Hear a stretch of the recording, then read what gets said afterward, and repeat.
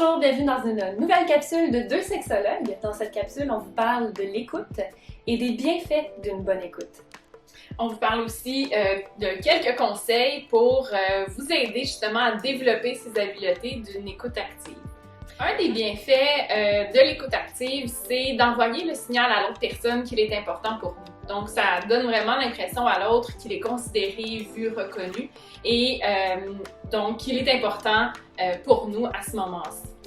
Un autre élément que ça vient créer, donc, c'est la connexion à l'autre. Donc, plus on se sent important, plus je sens que l'autre m'écoute, plus je ressens aussi la connexion avec cette personne-là. Et par le fait même, la connexion va contribuer à une meilleure intimité relationnelle, que ce soit en couple ou entre amis.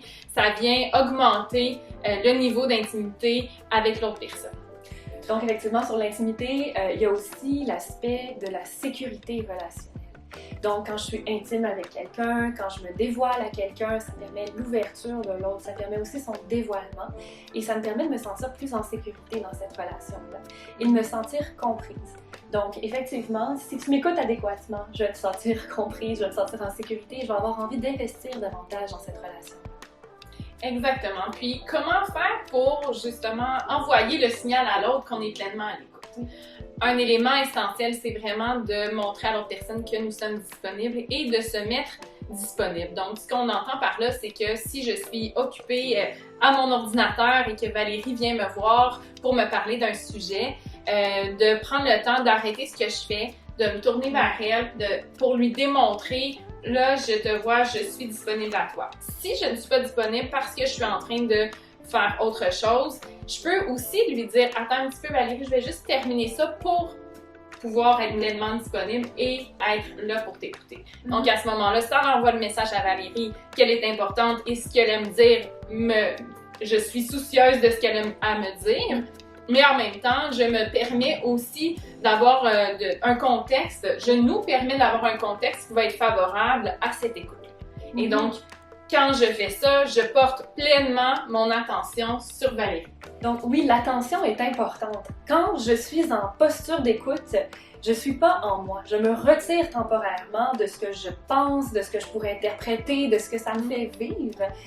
Et je suis vraiment concentrée sur quel est le message que mon copain, ma copine, mon ami, ma collègue dans ce cas-ci tente de me dire. Donc je vais être plus dans une posture de questionnement ensuite à quel est le sens du message et non dans qu'est-ce que je ressens, qu'est-ce que je peux répondre pour invalider ou interpréter ou solutionner. Donc c'est ça. Oui, tout à fait. Puis en même temps, si jamais ça devient trop prenant, parce qu'on s'entend que des fois les sujets sont chauds, sensibles et ça devient à certains moments difficile de s'absenter de soi, si on veut. On peut aussi prendre le temps de respecter le rythme de chacun. Autant la personne qui parle que la personne qui écoute. Donc, de dire, ben là, attends un petit peu, je veux juste prendre le temps de m'assurer de bien comprendre ou de là, ça me fait vivre des choses, je me sens moins à l'écoute de ce que tu es en train de me dire.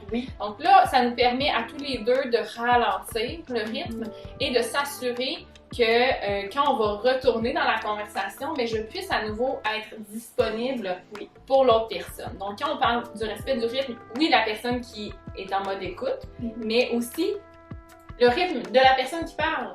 Donc, de respecter aussi le fait que des fois, ça se peut que si Valérie, elle me parle, elle ait des moments de pause, de silence, et de lui laisser le temps, au lieu d'être « mais là, qu'est-ce que tu veux dire? Mais là, ça veut dire quoi? » Puis là, de la presser à se dévoiler. Donc, pour la personne qui écoute, c'est aussi ça, de laisser la place à la personne, de prendre son temps pour avancer et nous partager à son rythme ce qu'elle a d'important à nous dire.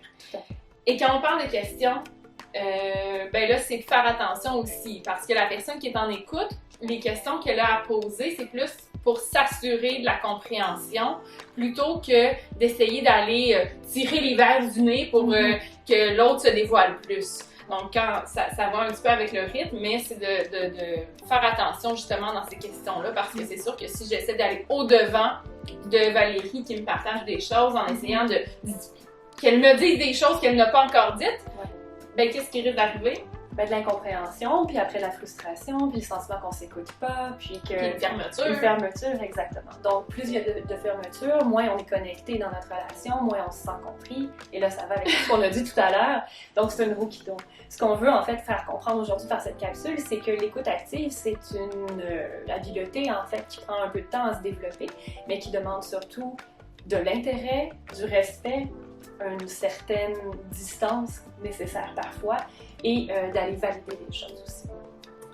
Voilà, donc on espère que ça va pouvoir vous aider à développer cette nouvelle habileté qui est importante au niveau de la communication dans les relations. Merci! Virginie, j'ai une bouteille à te partager. Hein, une bouteille! Hey, c'est vrai, il faut que j'achète une manette demain parce que là, je m'en vais... Ah. Je vais oublier ça! C'est excellent! C'est un téléphone des années 80.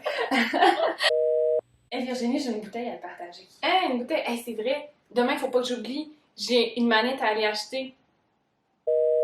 Hey Virginie, j'ai une bouteille à te partager. Hein? Hey, c'est vrai! Demain, il va falloir que j'aille acheter une nouvelle manette, faut pas que j'oublie ça. Hein? Une bouteille. Ah non, mais j'ai ma manette, là. C'est ça. Valérie! Tu m'écoutes jamais!